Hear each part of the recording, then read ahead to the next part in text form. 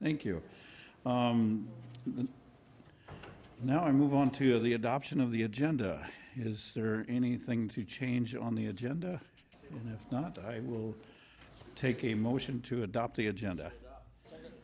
A motion by Alderman Clayton, second by Alderman Wright to adopt the agenda. All those in favor say aye. Aye. Those opposed, motion carries. Thank you. Now is the time for members of the public to discuss or express concerns to the committee on any issue not limited to items on the agenda. Action will not be taken at this meeting on any issue not on the agenda, except by placement on the agenda by unanimous vote of the alderman present. And I've got at least one public comment, and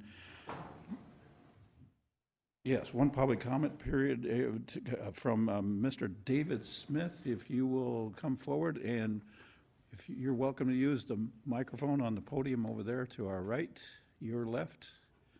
And if you would introduce yourself and your affiliation to the city.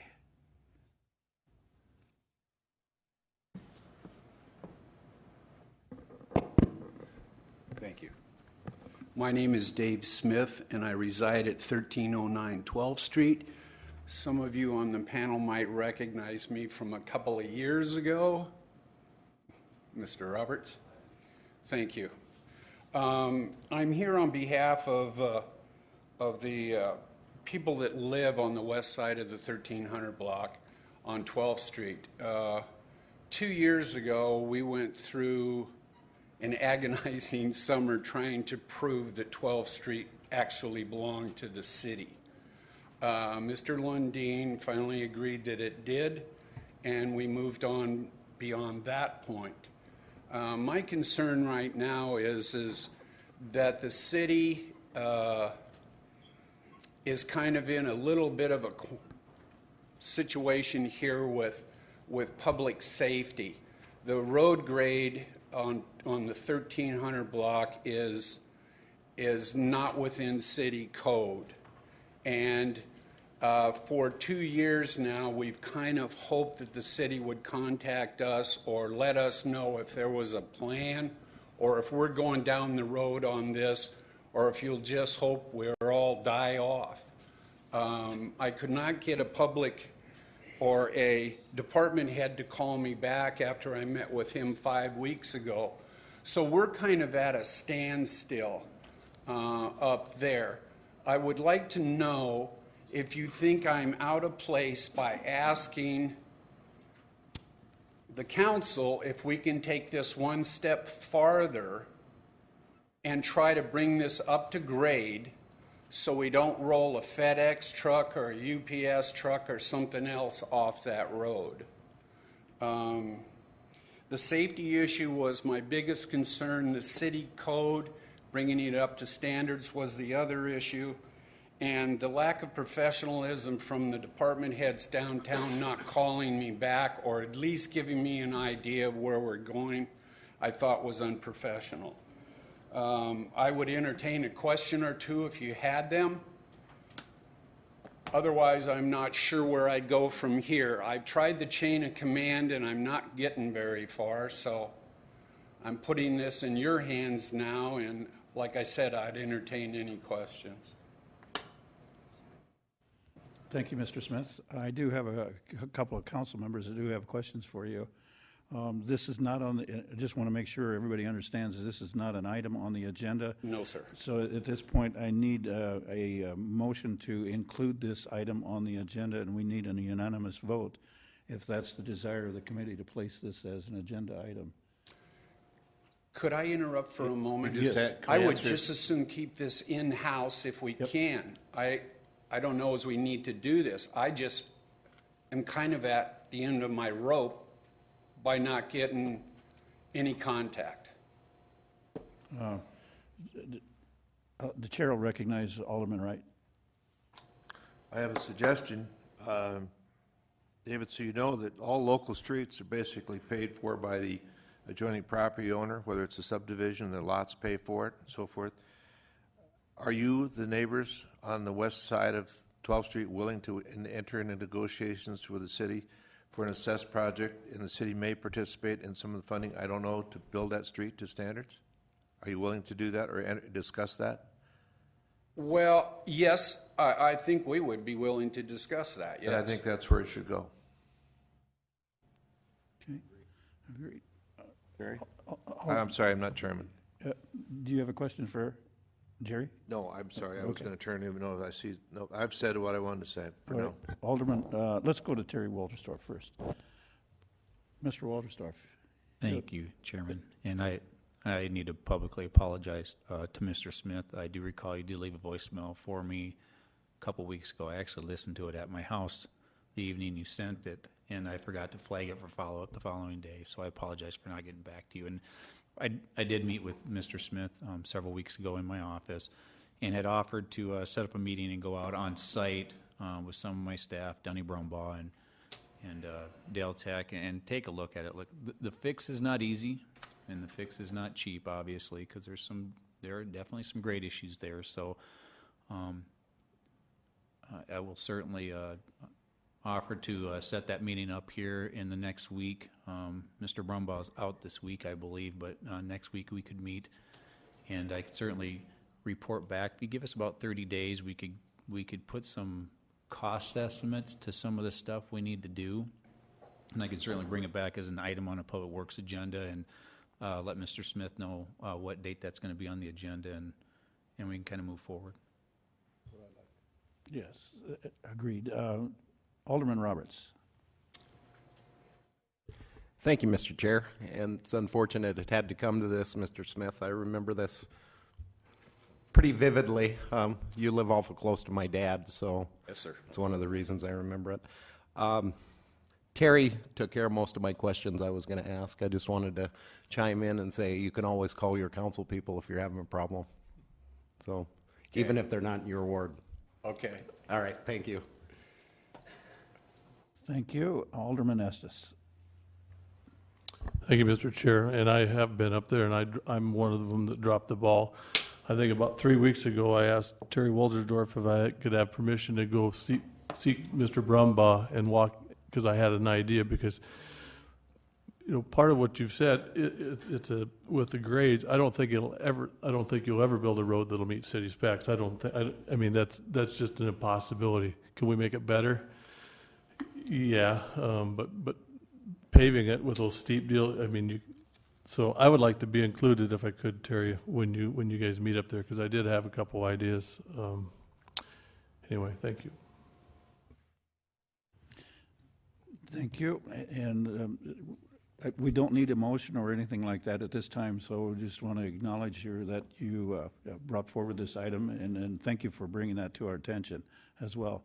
And looks like we're on the road to getting things underway, making something of a project here. Alderman Wright.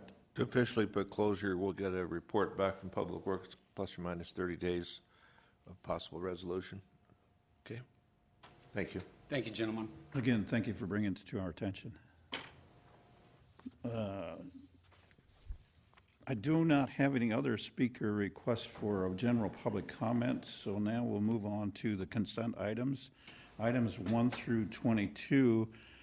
Unless I missed one, I don't have anything for public comments on items 1 through 22. Did I miss anybody from the audience? Not seeing any.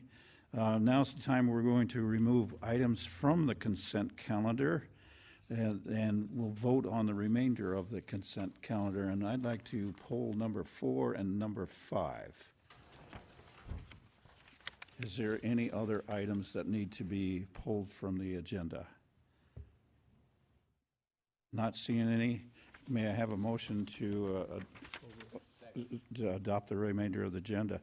Motion made by Alderman Estes, second by Alderman Roberts to adopt the agenda as it remains with the exceptions of items 4 and 5. Not seeing any discussion. Those in favor say aye. Aye. Those opposed, thank you. Motion carries. Item number 4, I'll read that into the minutes here. Item 4 is change order number 2 to the Site Work Specialist Incorporated for landfill cell number 16 expansion construction project for an increase of $70,976.65.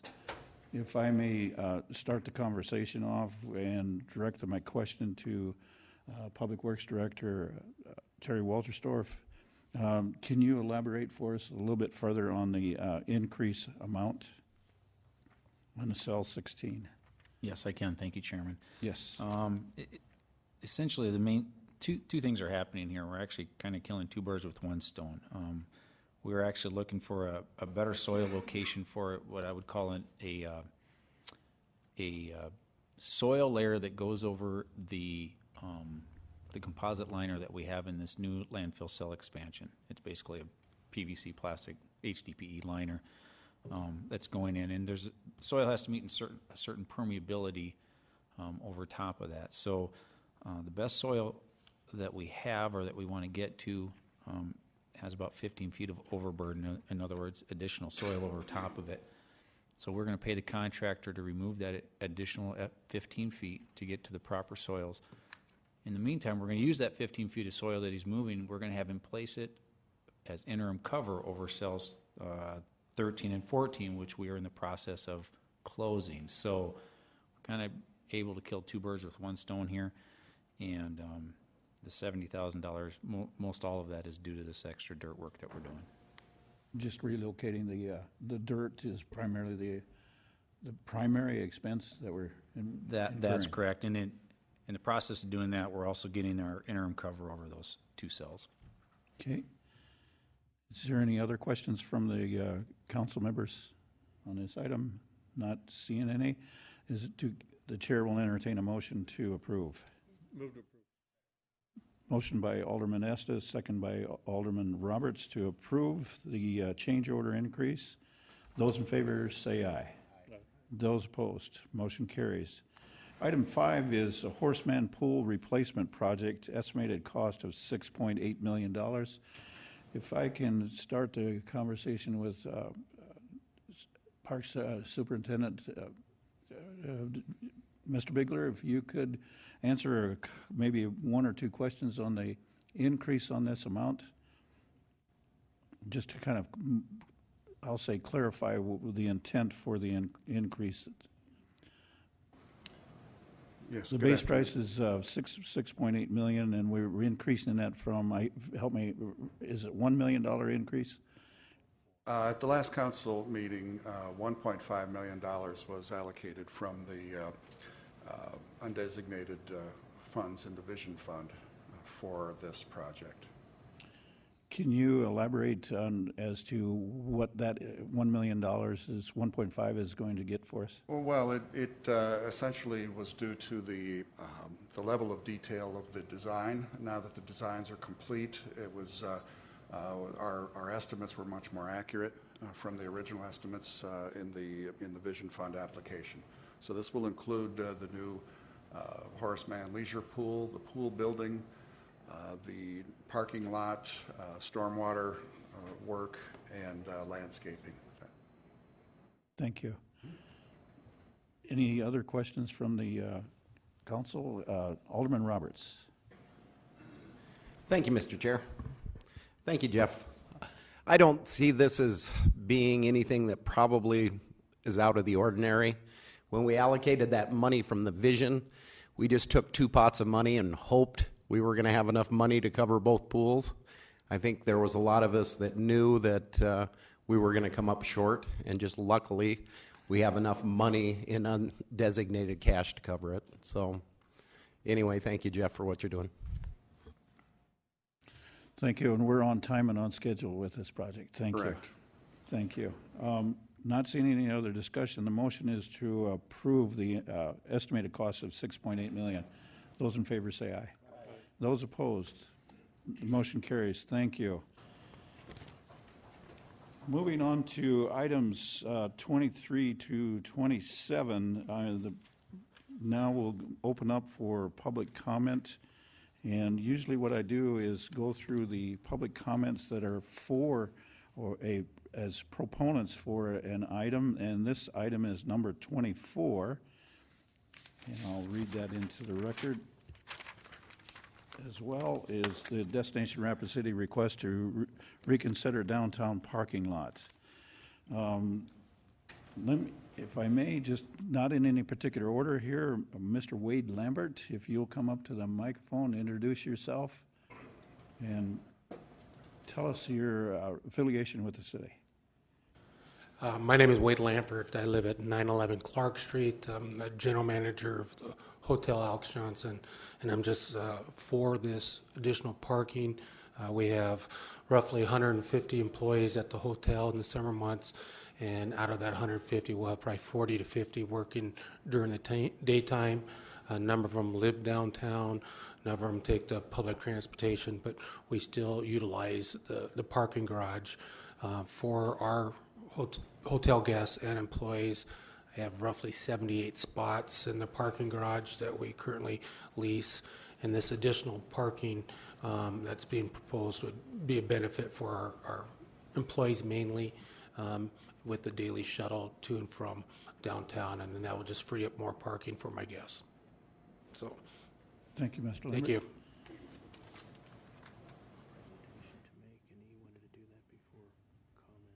Okay. Oh, all right. We'll get to him later. Yeah. Just a clarification, I'll allow your presentation, Mr. Sefner, when we reach item 24. Right now, I'm just doing public comments. Yep. The next speaker request form I have here is Mr. Tribby. Is he still in? Yes, he is.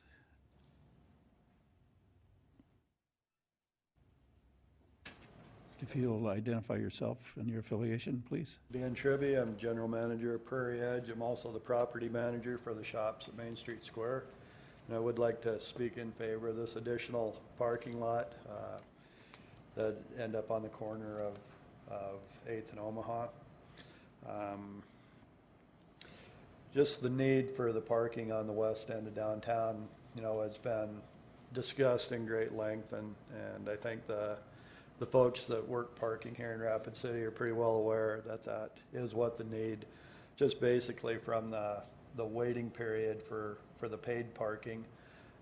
I believe the parking on, 8th Street in Maine, there's something like a 6 or 8 year wait to get on that, just a crazy amount. So there's definitely a need for parking. My real personal concern on this is for what's going on outside the ramp. Mr. Lambert addressed that partially, but down at the shops at Main Street Square alone, there is about 200 to 225 employees just in that block alone. You have people going to work everything from early in the morning till really late at night. And if this additional parking came into place, it would definitely shift some of the burden from that parking ramp up to the new proposed parking lot on 8th Street in Omaha. And what that would really do for us downtown is definitely it would be safer. Our employees, if they did use the ramp to park later at night, could park on the lower levels, and certainly that's going to be a little bit safer deal than up on the 3rd floor. But at some point in time, if that worked out, we would really like to address some other parking issues in the ramp, and some of that would be like 10 to 15 minute parking that would certainly help our tenants, but it would also help the contractors. It would help the vendors that come in and set up for events during on Main Street Square. And just with that shift of that parking of the 200 or whatever it is additional spaces on 8th and Omaha, it would certainly do a great deal to give us more options downtown to kind of take care of our customers and some of those vendors. And we just ourselves at Main Street Square, the shops, there are 16 tenants in that building alone, and they're doing everything from hauling art in and out into the ramp to suits to food pickup. And this could really it could be greatly beneficial, not just for the shops, but for all of that end of downtown. And I really wish you guys would strongly consider at least looking at that parking lot, because it would be a great benefit. Thank you. Thank you, Mr. Tribby. The next speaker request form on item 24 is Mr. Josh Precht. If you'll identify yourself and affiliation. Thank you. I'm Josh Precht. I'm currently the president of the Rapid City Downtown Association, and I just wanted to come here on behalf of our association to show support for this proposed parking lot. As other people have mentioned, it's great for the shop owners and for their employees, as it'll open up more parking spaces for them, which will then in turn leave more parking spaces for customers to come to their places of business. The other thing that maybe other people haven't noted, but Mr. Sefner may, is that this new proposal will actually take an unsightly or blighted area and will add more beautification to it. They'll be adding more trees, more planters, and stuff like that. And it won't just be for that parking lot area, it will be extended all the way down to the interstate. So with that said, I'll just keep it short that the Downtown Association is in support of this idea and proposed parking lot, and we hope that you do the same. Thank you, Mr. Precht. Next speaker request form for item 24 is Pete Lean. Mr. Lean, if you would, please. Just a reminder, identify yourself and affiliation to the city, please. I'll do it. I'm Pete Lean. Yes, sir. I am on Destination Rapid City Board, but I'm here because my partner, Bob Fuchs, who manages the Firehouse Brewing Company and the Firehouse Cellars Winery and Que Pasa and Wobbly Bobby and Soon Chow, wanted me to deliver the message that we have 250 employees and we will require our employees to park at this location if it's available with the spaces and the trolley, and commit to free up the space of, or not allow them to park downtown. And we'll encourage all of our other fellow business owners downtown to do the same to help solve the parking lot. So I committed to him I'd do that. So you have our commitment that it'll be used, and if we tie in with the trolley to pick up employees, our employees will be on that trolley. So we're supportive of it. I'm supportive of it both as Destination Rapid City and also as a business owner downtown. Thanks. Thank you, Mr. Lane. I just want to make sure I've got everybody that are proponents that have not spoken on the item. Did I miss any proponents for this item? Now we'll move on to opponents of this item, number 24. If I may start off with Suzanne Martley. And again, no random order for this. It's just however these speaker request forms came in to me. And Suzanne, if just a reminder is if you'll introduce yourself and affiliation to the city. Sure. Thank you, Mr. Chairman. My name is Suzanne Martley. I'm Executive Director for Friends of Rapid City Parks. Thank you for the opportunity. We would probably prefer to wait until after Mr. Sefner's presentation because we don't know what the new recommendation is. But I just wanted to say that we have provided the information that we said we would at your last committee meeting, or at the last committee meeting where this issue was discussed. And the basic facts and circumstances haven't changed in that parking for downtown business employees is not a lawful use of designated parkland. So we'll leave it at that until after the presentation. Sure. Suzanne, just a reminder too is that if the committee members have any questions for you, then you certainly have the opportunity to respond to that today. The next speaker request form here I have is Mr. Don Frankenfeld. Mr. Chair, like Suzanne, since Dan is the proponent, I would like very much to hear what he has to say before responding. I'm an opponent, but I don't know quite what I'm opposing. Sure, we'll ask you to stand by then. Mr. McCarthy, is the same rationale? Likewise. Very good. Thank you.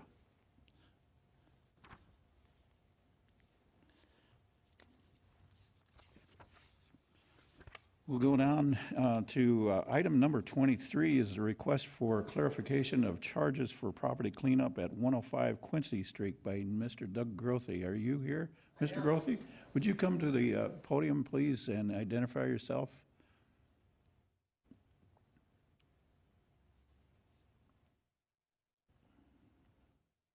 and your affiliation to the city. Thank you. Doug Grothy, and I live here. Yes, sir. You have a request for clarification on the charges that were for your property cleanup. Right. Can you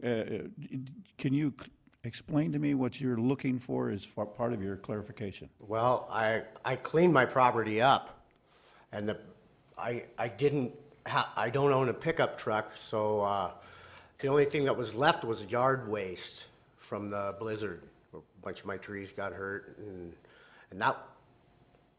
I woke up to hearing a chainsaw, and I go outside, and they're cutting stuff up, and I said, well, what are you doing that for? I've already cleaned this. And they were there maybe 20 minutes, and they billed us for $212. And I think that's a little extreme, don't you? There is some other rationale behind that, and if I can go to our Community Resources Director, Mr. Jeff Barbier. Thank you, Chairman. Just for clarification, the bill was $170 for the actual work that we paid the contractor, and then as well as a $42 administrative fee that we tack on. We had a bit of a strange situation where we haven't had a council meeting for a while.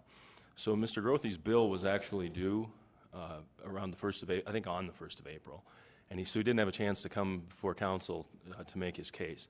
So I waived the $42 admin fee to encourage him to pay his bill, because if you don't pay it on time, then you get the $100 late charge. So I didn't want him to be standing here with a $270 bill. So the $170 was actually money that the city put out. That's what we paid our contractor. The pictures that are attached to the agenda are the before and after pictures of when we arrived and what what it looked like when the contractor left. The time stamp on those pictures is 36 minutes. So they were there at least that long. I'm not sure if it was slightly longer or not. So so Mr. Grothy has paid his $170 bill at this point, and I believe he's looking for some of that back. That is correct. Thank you. The chair will now recognize Alderman Roberts. Thank you, Mr. Chair. Jeff, can I ask you a couple more questions? Was this summons by code enforcement, or was this storm cleanup? What exactly was it? It was a regular nuisance code enforcement situation. Ordinance Officer Clayton McLean sent notices to the property itself as well as the property owner on record, who I believe is Mr. Grothy's father. On January 30th, normally by ordinance, they have a 5-day notice. So it was due on February 5th. The abatement took place on February 9th, so we did give him a few more days, which we generally do.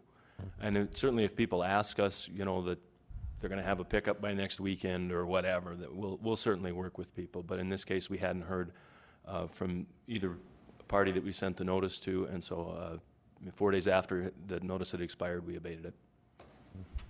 Sounds pretty typical. I know we get a tremendous amount of these up in North Rapid. Mr. Grothy, did you get these notices, or did your father? Did you consider calling the city to ask for a little extra time? I didn't think of it. And probably 10 days before they were there, I cleaned up 90% of my yard. Yeah, that's what you said. Unfortunately, I think this is one of those things where you're going to learn a valuable lesson. You should probably have called the city and told them that you were rounding up a truck, because unfortunately, I don't think that we can really abate any of this, because if we do, we're going to have people standing in line trying to abate their properties too. So, thank you. Or do you, just to clarify, you're saying that they would be asking us for forgiveness on the abatement? Exactly. Yeah, okay. Just want to make sure. Not seeing any other comments from the members of the committee. The motion on the floor is to acknowledge your request for clarification. Motion made by Alderman Roberts to acknowledge the request, is second by Alderman Estes for the clarification of the charges. Those in favor of the acknowledgement say aye. Aye. Those opposed. Does that help? I'm sure that doesn't answer all what your issues are, Mr. Grothy, but essentially what we did was to acknowledge that you came forward asking for clarification And at this point, that is the information we have that we can provide for you. Okay. Thank you. Item number 24, here we go. All right, Destination Rapid City request to reconsider downtown parking lot as presented by at the January 28th, 2014 Public Works Committee meeting. And if I can call on Mr. Sefner to give us a short presentation about what you've got in mind for us this time. Thank you, Chairman Nordstrom. I'm Dan Sefner with Destination Rapid City. It just kind of hit me today when I was sitting here that this year I've lived in Rapid City for 40 years. I don't know where all that time went, but by golly, it sure did go by fast. What we're looking at here is the proposed location for the new parking lot. We can all see that that is the existing tennis courts. As we take a look and move through that, that is the existing parking lot that sits there today. We take a look at what we have, what was at one time probably something that was being used and was being well used is no longer being used today. I've worked very close with Parks and Recs. I've worked very close with Public Works on all of this item to take a look at what could be done for the betterment of the community and for the whole area. As we take a look, this was the original proposal done in January, about the 28th, I believe, of January, on the parking lot that would be in that area on that corner. Now, we've taken another look at this, and we've taken a little closer look, because we understand the Friends of the Park, and we understand the need, and we understand the green space. Well, and we have downsized that. Let me get it back here. We have downsized the lot considerably. The original proposal was 400 spaces. This proposal is 269. The Greenway has roughly 1,000 acres of green space and 8 miles. Our proposal for this additional parking will take up approximately 1/2 of an extra acre towards Omaha Street. Now let's keep one thing in mind. Look at the traffic count on that corner of Omaha Street, A Street, and soon to be the new 190 entrance into Rapid City. We have what we would look at and what Josh referred to as a little bit of a blighted area. If you want to go back and look at the parking lot and the tennis courts again, we can certainly bring that back. But what we have there is something, we have a tourism base of, we all know, well over 1 million people a year that come through Rapid City. So what we're looking at here in the vision and in the broad scope is what we can do down the road to enhance what we've got and to move forward with it. As we take a look here, Legacy Commons will be the new play area that was approved. That is going in under construction as we speak. I've got a meeting with the contractor to do this right after this meeting. That construction will start soon. That playground area will have 5 semi-loads of playground equipment arriving in August. This is a phenomenal playground area. It's built for the community, it's built for families, and it's built for the visitor. There's the projected space for the playground area. It covers roughly 3 acres of play space. It will connect to the Memorial Park Promenade, which, as we all know, is about 70% complete to date. This is the walk to the Civic Center. If you take a look at our distances from the parking lot, I went to an event at the Civic Center last Friday night, or the Friday night before, when Doc Severinsen was here. The Rush was playing, and there was the kids' fair. Guess what? You know, I drove around the lot just to see what it was. It was full, totally full. My wife and I parked in that parking lot, the proposed parking space. It was 6 minutes and roughly 30 seconds till I was in the arena. It was not far at all. From Legacy Playground, as we know, as we talk about safety for Legacy Commons, if mom and dad and kids park in that lot, you don't have to cross A Street. We already have the bike path. All we have to do is light it. You will cross with moms, dads, kids, and strollers underneath A Street for a very safe factor. Currently today, when I walk back from the concert at night, that is pitch black under there. That bridge is pitch black underneath. It is not very safe. We have discussed this many times. It is a hazard zone. I've worked with the chief of police. I've talked to Mike Malterverton from the fire department. It is definitely a not safe area. And I'm sure Mr. Billings will vouch for that as he sits here. There's no question, there's a big difference. As we walk further up and we move down, Main Street Square is 6 minutes, roughly 7 minutes. Rhea and I walked that today. I've walked it about 3 times now, just timing it. With a stroll, not a run, not fast, from that lot to downtown. Now let's visualize you're parking in that lot. You're walking underneath 8th Street. You're strolling in through Legacy Commons play area. You spend 2 to 3 hours there with your family. Now you decide you want to walk downtown to Main Street Square. It's a stroll. It's not very far. Many of us, if we park in a city, we walk 20, 30 minutes to get where we're going. This is truly destination and its convenience. As everyone has spoke, you talk about all the employee parking downtown.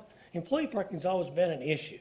With the commitments that we have from the stores, if we get the employees parking in this lot with 269 spaces, we free up customers parking for downtown Rapid City. Now, when I moved here, population was roughly 36,000 people, and I think I'm pretty darn close. That's 40 years ago. We're almost 70,000 today. Things have changed an awful lot in the years that I've been here. We've seen a lot of change. If we take a look and we talk about a trolley system, there are systems out there that are GPS now that you can run a trolley. I've worked with transportation here. I've worked very closely with Rich Sagan. The federal government will pick up half the tab because it is community transportation. They will pay 50% of the trolley to run through the downtown area.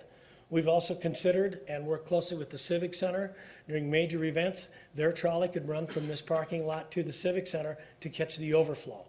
We have a growth issue, which is the best thing in the world. I think everyone has heard me say there's nothing better than a parking problem, and right now we have one. That's the best part we have, is a parking problem. We have a lot of people in the community and a lot going on. Here's a layout of the downtown area, and as you can see, once again, there's the proposed lot. Now, if you stand in that lot, if you were a visitor and you had not been to Rapid City, that's one of your main entrances into the city. If you stand in that lot on that corner, you can see the Eco Hotel, you can see the Alex Johnson Hotel. You feel like you're downtown. You feel like you're really close, real close to it. So it's convenient. This is proposed as free parking. Destination Rapid City has offered to pick up the tab for the parking lot. We're working very closely with our contractor with Legacy Commons to get this construction underway if it does get approved. We take a look at our parking. On the 14th, which of course was just the other day, we talked to the city about parking needs. We were downstairs asking what are the lots, what are the desires? Now we spent some time on this. This didn't just come up overnight. We talked to parking enforcement. We talked to the 3 gals that work downtown. We asked, where's the need? The need, the real need, is on the west side. Right now, Rapid City is currently has on a parking list 296 on a waiting list. If you take a look at the lot at 7th and Main, there's 164 on the waiting list. 8th and Main, across from the Eco Hotel, there's 86 on the waiting list. Parking ramp, 35 on the waiting list. And obviously the list goes on. It continues more. Today I got a letter from Assurant about 10 minutes ago. Assurant is adding, they were looking at adding between 20 and 40 more employees in 2014 and 2015. They have 50 employees now doing a parking shuttle, moving from one area to another, trying to catch a shuttle, trying to get to parking for Assurant. We have growth for Assurant. They really like Rapid City. I met with them yesterday. They're trying to figure out how are we going to bring in 40 more employees when we don't have any place to put them. Now, I guess we don't have to have rocket scientists to figure out that 40 more employees does a lot for Rapid City, South Dakota. It takes care of sales tax. It brings more new people into Rapid City. And obviously with Assurant's commitment, they're going to expand and expand even further. So you know, I stand for question. We have a need. We have a desire. We've looked at what we've had in the past. We have a vision for the future. Today, we don't have a new arena. We know we will have a new arena. We know that's coming. Whether it's next month, the next year, or in 10 years, we're going to need the extra space, and it fits.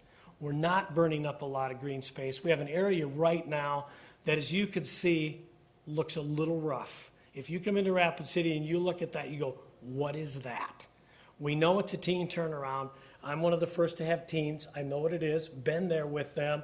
We know it's a teen turnaround. We know it's a hangout. We know all those things. What we're looking at is trying to clean this up and improve things for the community and for Rapid City in general. Thank you. Thank you, Mr. Sefner. The chair will entertain comments from the committee members, and we'll proceed to Mr. Alderman Wright. Dan, if you would, please. And of course, your generous offer for funding does not impact the original $2 million that was set on the table until June of this year, correct? Does not. This is supplemental funding. This is Thank you. absolutely separate. Thank you. Question of maybe Parks or Public Works, the amenities to the west of this sketch, how close is that to being funded, or can it be funded? Or is it in the funding program? Mr. Bigler, or Mr. Walterstorff, you have the floor.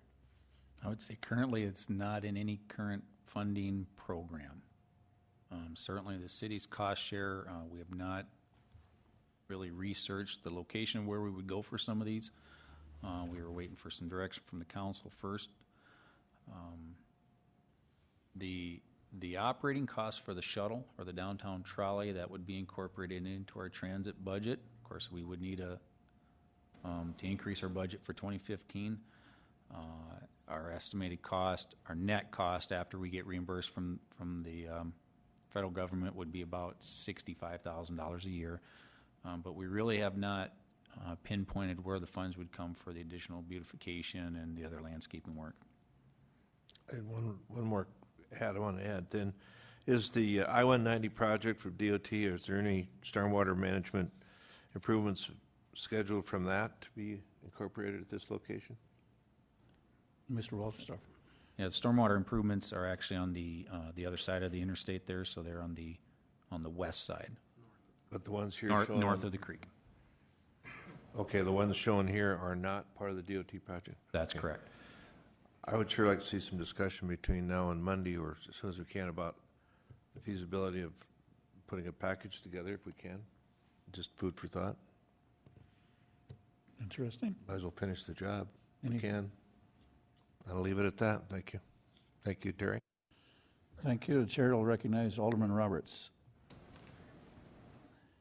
Thank you, Mr. Chair, and I think we have a couple of people from the parks that wanted to make comments after Dan, so do you still want to make a comment, Don and Mr. McCarthy? If it's all right, I'd like to call Suzanne first, since I called on you first, and if it's all right with you, Suzanne, and as you're coming to the podium, I'd like to thank you for all the information you supplied for the committee. Thank you, Mr. Chairman, and thank you, Mr. Zempner, for the presentation. Mr. Roberts, you have a question for Suzanne, a specific question? Well, I thought they still had comments, but I guess we'll get to that eventually. I know one of the things that you said is a parking lot is not an approved application in a park designation. So I see Joel disappeared. We have some other comments on that, and I'll defer to Mr. McCarthy and Mr. Frankenfeld. I just want to say that there are a number of things that Mr. Zempner said and presented that Friends of Rapid City Parks totally agrees with. Yes, there's a need for more parking in Rapid City. Yes, that last piece of West Memorial Park has been on the vision docket for a long, long time. We've supported the beautification plans every time they came up, and there's never been the money. It's not a pretty site, but it needs to be done. Yes, there are lots of things happening that will require more parking. But where we're going to come to the rub is the designation of that land, and I'm going to yield to my colleagues on that. Unless you have specific No, questions. I would appreciate to hear from them. I want to hear what they say. If I may go to Mr. McCarthy, if you would like to come forward and, again, re-identify yourself, affiliation, and then give us a little bit of a history of what you folks have gotten. And again, thank you for all the information you supplied for the committee. Thank you, Mr. Nordstrom. My name is Steve McCarthy. I'm president of the Friends of the Park.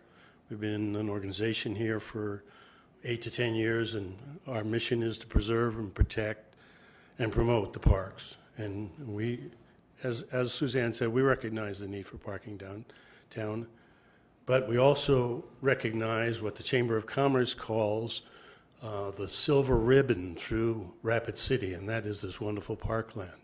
So anything that impacts that negatively, which parking does because there's a lot of it, we're very critical of, or can be most critical most of the time of. And Don is going to talk a little bit about the legal aspects of this. What I want to talk about is I don't think, and we don't think, this is going to work. We don't think people will wait for a shuttle 5 minutes or 10 minutes or 15 minutes in the dead of winter in downtown Rapid City. We don't think that when you send your kid to school and he's got a bad cold and you're expecting the teacher to call him, that you want your car anywhere else but right at the curbside when you've got to go somewhere. So we don't really think this program works. We notice the parking there is empty, so people aren't walking across 8th Street. It's a barrier to that. But we also don't think that people are going to wait 10 or 15 minutes on either side of that commute. And if I've got to go home early, is it going to be there? But apart from all that, we think you should try something downtown. And this is what we think you should try. These gentlemen have gotten up and said the Alex Johnson needs parking, Main Street Square needs parking. Pete's got up and told you that his businesses need parking. They're all in the 5th and 6th Street location. We have a lot at the Journey Museum that to date has never been used. Why don't we try this out before we go and take more parkland? Why don't we run that shuttle for 6 months or 8 months between the Journey Museum, which is just as close to all of these businesses as the 8th Street, and see if it works. See if it works for the Journey, see if it works for the employees, and then we put it to the test, and then maybe we can readdress the issue.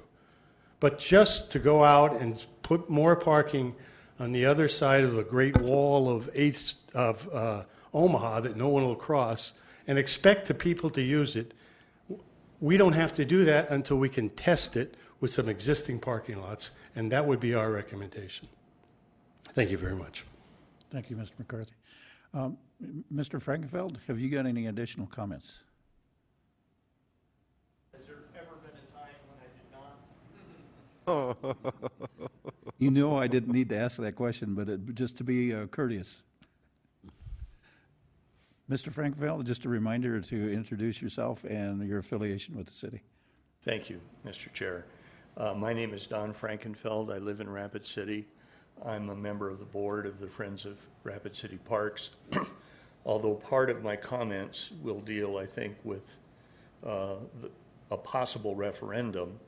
And when I'm talking about a referendum, I'm talking about myself, because Friends of Rapid City Parks haven't yet voted on whether to circulate petitions for a referendum.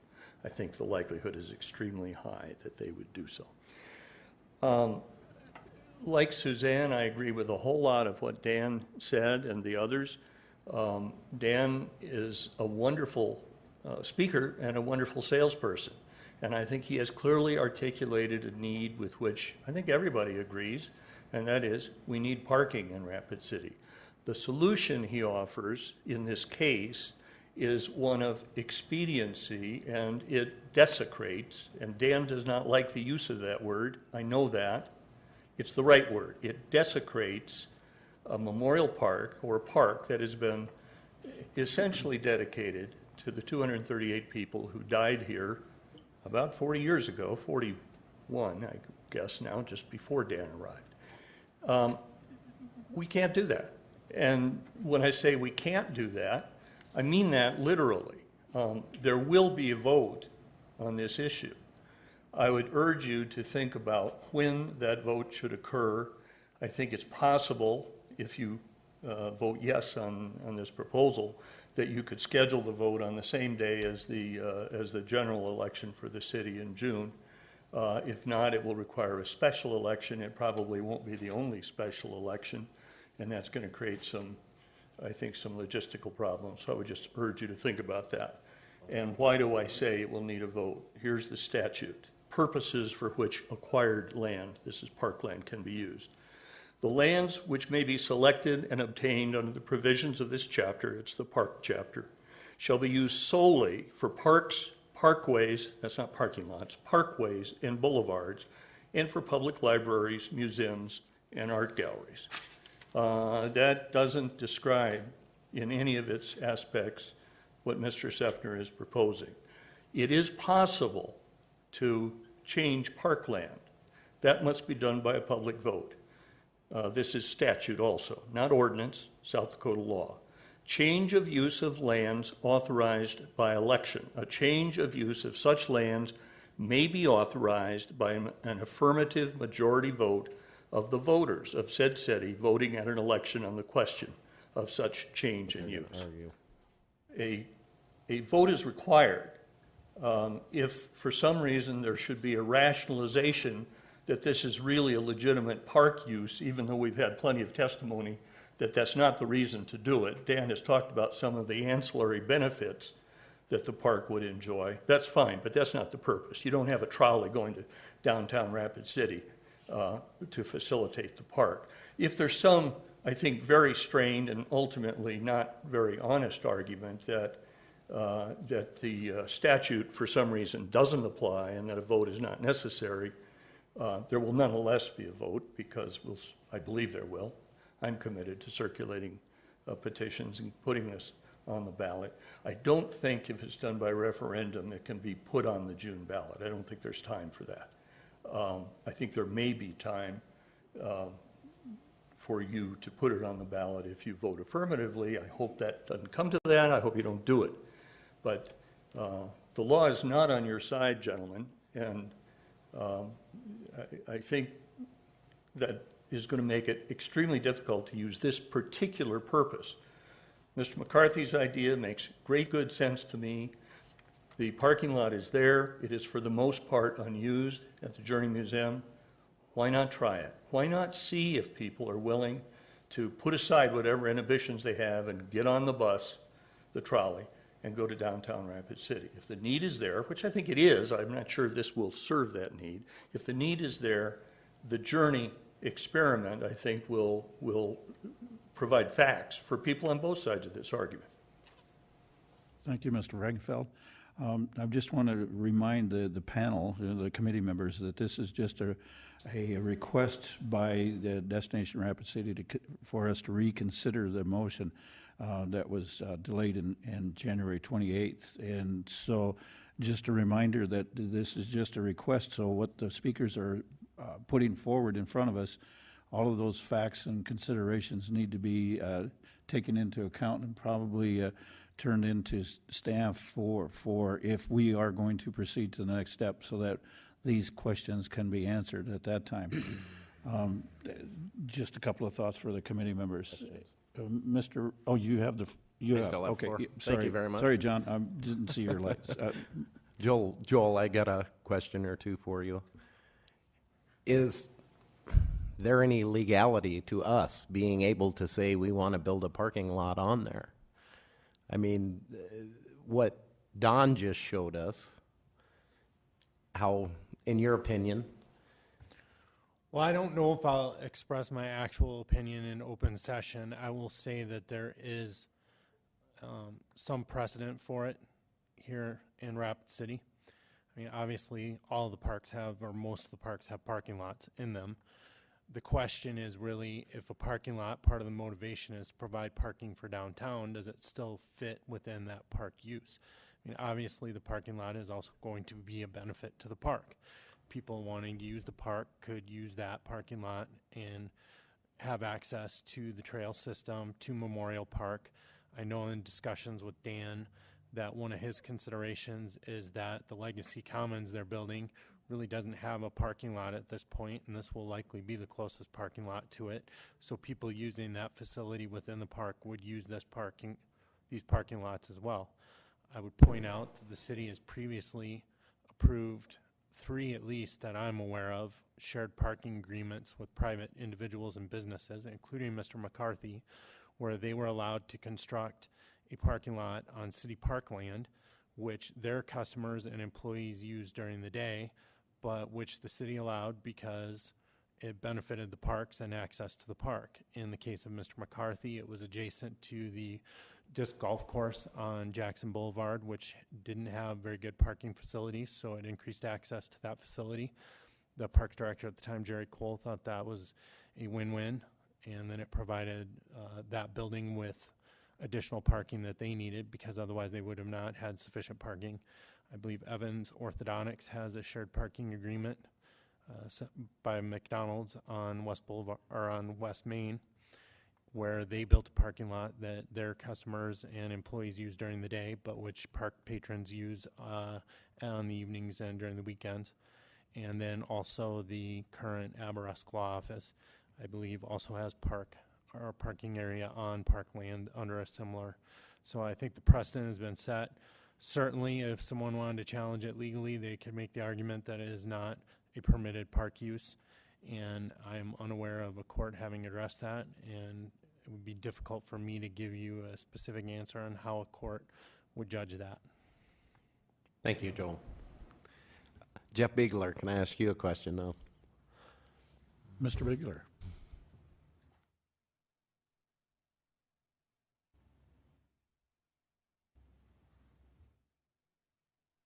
You have the floor, Now, John. You have the floor, John. Thank you. We were told that the tennis courts are no longer being in use down there? Correct. They do get a little bit of use from the pickleball players, but the condition of the courts are pretty severe. And there was nothing in the 5-year, 10-year plan, anything to redo the tennis courts down there? No, sir. And the tennis groups have no problem with the tennis courts going away? Not that I've heard, no. Okay. Thank you. Thank you, Mr. Chair. Thank you. And just a reminder about the condition of the tennis courts, too. The current condition is, shall we say, an extreme deficit right now. It's very poor looking. Alderman Wright, you have the floor. Question for Joel. A item that would be either referred or initiated cannot come from the council. It has to be an action referred by the citizens on an action by the council, or it has to be an initiated measure by the people. Is that correct? So we can't just automatically vote and put it on the ballot, correct? Well, I'm sure Mr.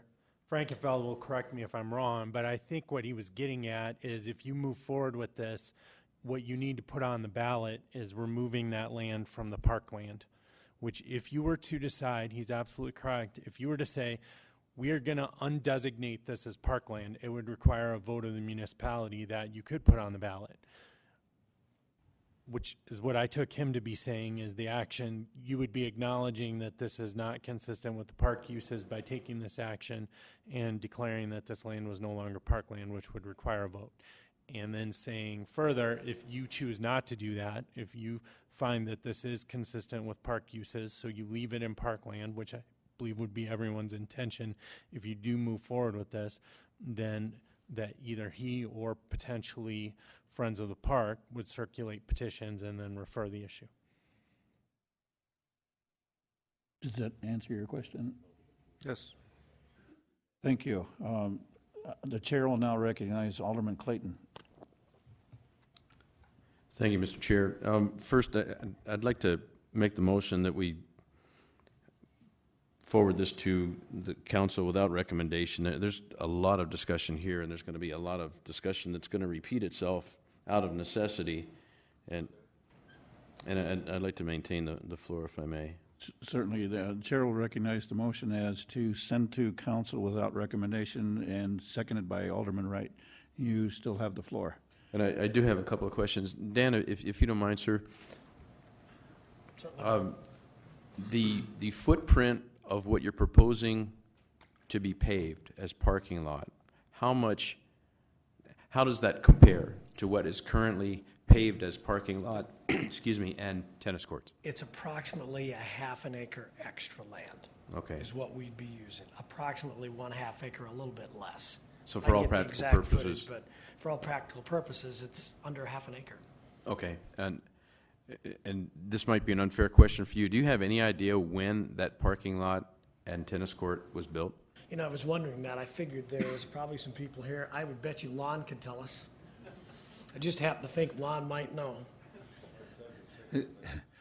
Mr. Van Duzen, do you just want to tell us the year it was, or approximate time frame? I can't give you an exact year, but I would say it was the late 70s. Approximately late 70s was when it built. Okay. Sounds reasonable. You have the floor, Mr. And the Clayton. reason I ask is the flood, as we know, was 1972, and it seems to be another precedent, and I don't pretend at all to be a legal expert, but we've got a paved structure that's on designated parkland sometime, that was built sometime after the flood.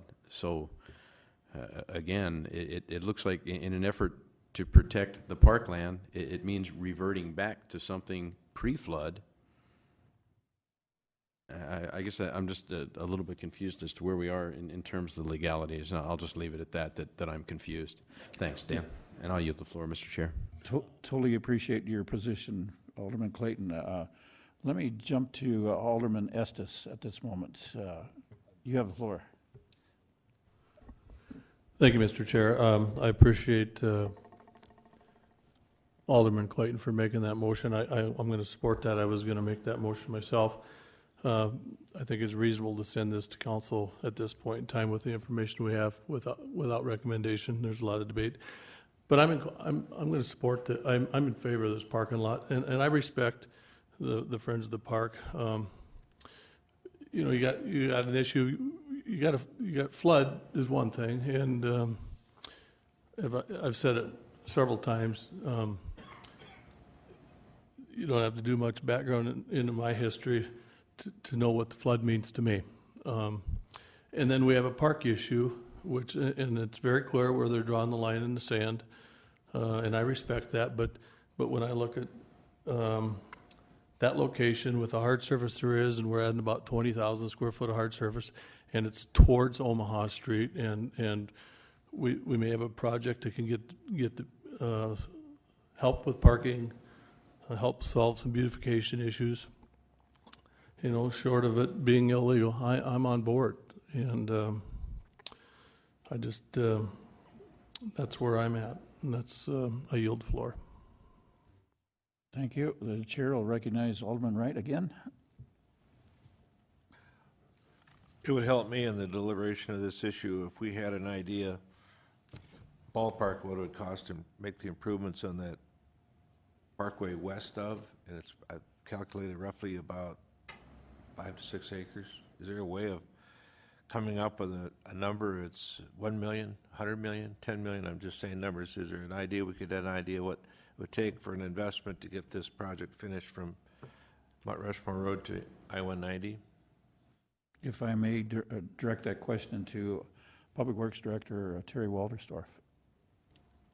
Thank you. In our original recommendation back in January, we did have some cost estimates. At that time, we were estimating the parking lot improvements at around $700,000.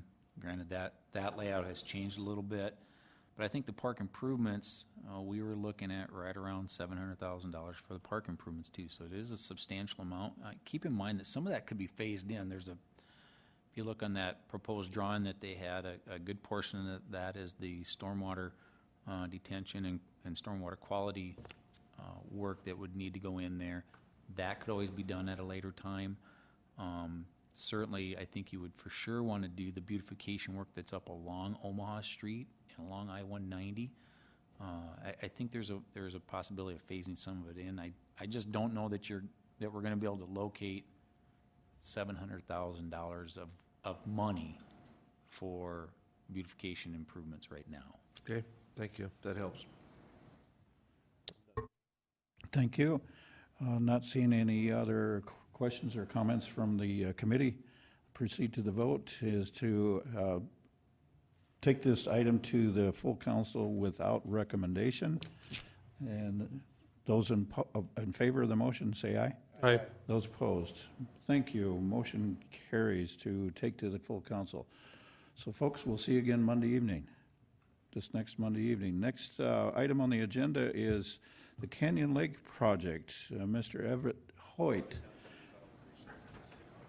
Mr. Hoyt, if you'll identify yourself for the committee and your affiliation to the city, please. Thank you, Mr. Chairman. My name is Everett Hoyt, and I was one of the representatives from Black Hills Fly Fishers when the proposal was made for a renovation of Canyon Lake as a 2012 project in 2005. I'd like to introduce Tim Rogers, who is presently chair of the West Dakota Water Development District, and Denise Livingston, who is the executive director of West Dakota Water Development District, who were also funding participants in the Canyon Lake project. So what I'm bringing you today is really an update on where we stand with that project. As I said, excuse me, let me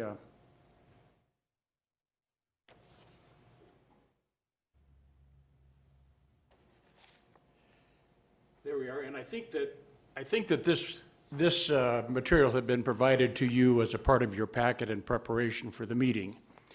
But, excuse me, let me get this focused appropriately. As you can see, in the original proposal of the project, there were two phases to the project to clean up Canyon Lake. The first part of the phase was to build a bypass facility so that when the lake was to be maintained or the dam be reconstructed, there would be an opportunity to control inflows from Rapid Creek.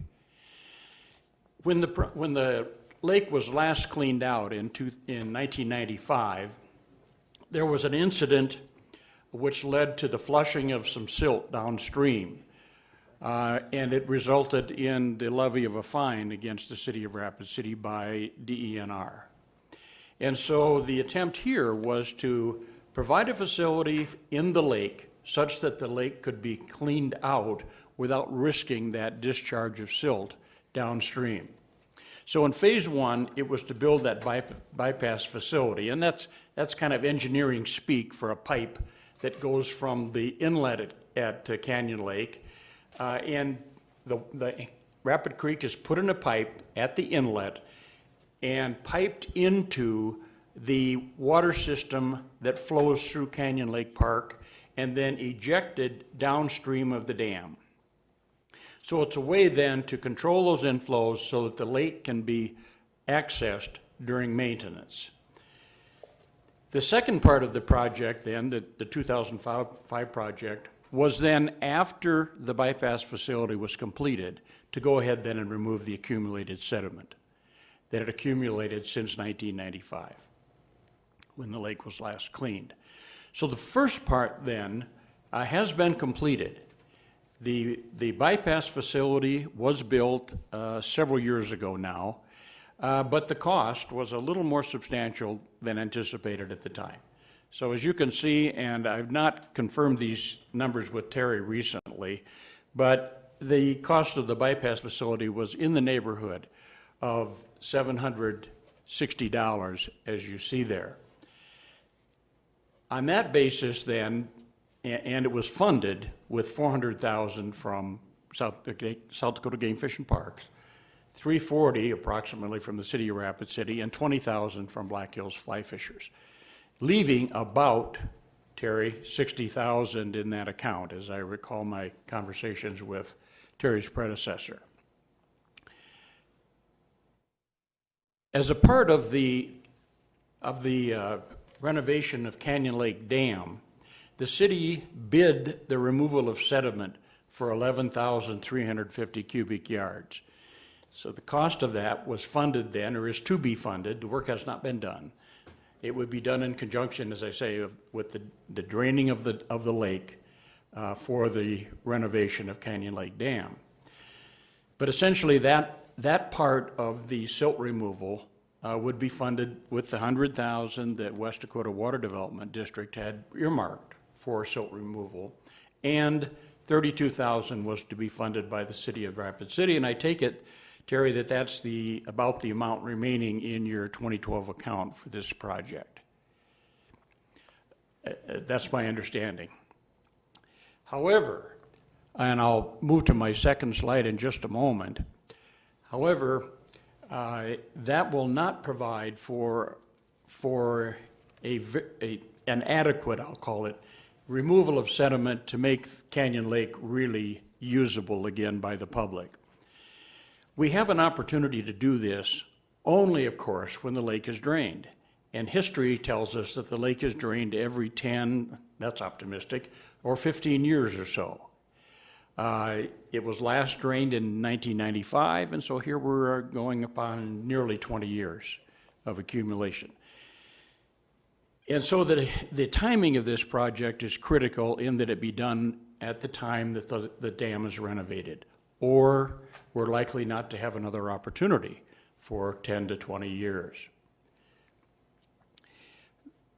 Our thought, and we have been working with the contractor, with Keith Johnson. Terry attended our last meeting with the contractor, with West Dakota Water Development District, and the principals in the project.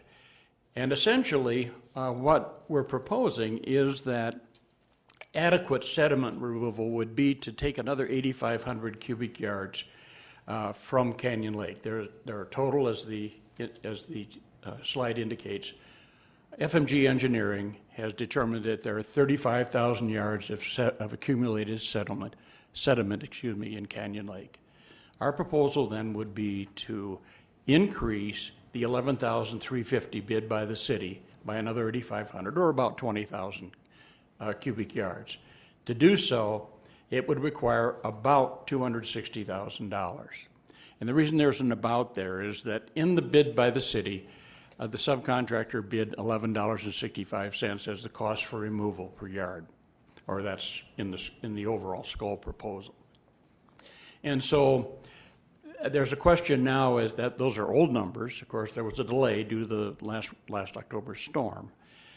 And there will be a change in the ease in which the materials are transported to South Dakota Cement Plant. So they want the fill from the Canyon Lake project. But this year, because of the construction work on Jackson Boulevard, the haul route is going to get a little more complicated. So the number may be revised and to something in the neighborhood of $260,000. At this point, West Dakota Water Development District has stepped up, and they said, we're in for $100,000. And we want to see this done right. We realize this is a once in 20 years opportunity. We'll put in another $50,000 if it's matched. And so that's the proposal that we bring to the council today. And Black Hills Fly Fishers is in a similar position. They've agreed to put in another $10,000. Let me show you on the next slide.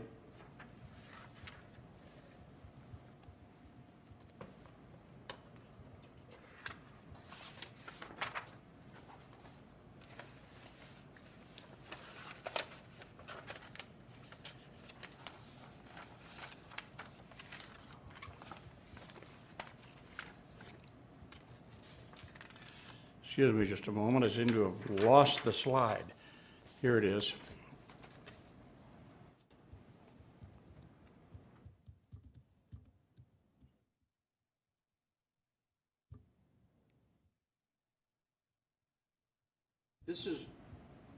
This is a depiction of the silt to be removed at Canyon Lake. And for the initial city bid, initially the city had proposed to take all of the silt from this region. The dam, of course, as it's reconstructed right here, I'm sorry, I can barely fit this on here. The dam would be reconstructed here.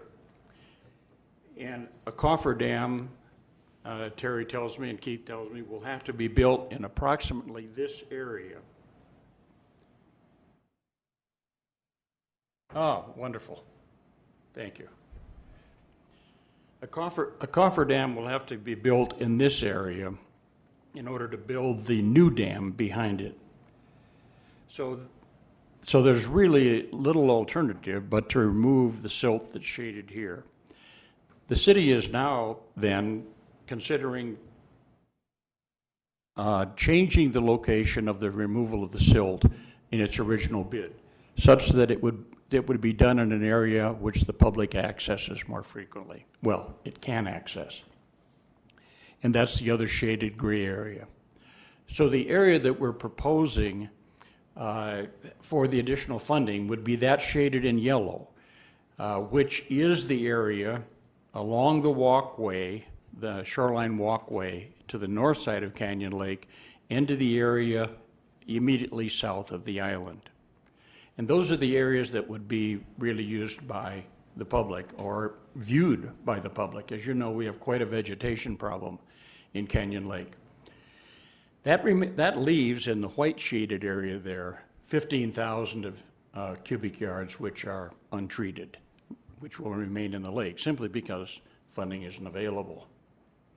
So our proposal in this update, if you will, and I heard a term earlier today that I really like the sound of, is in relation to the swimming pool project, undesignated cash.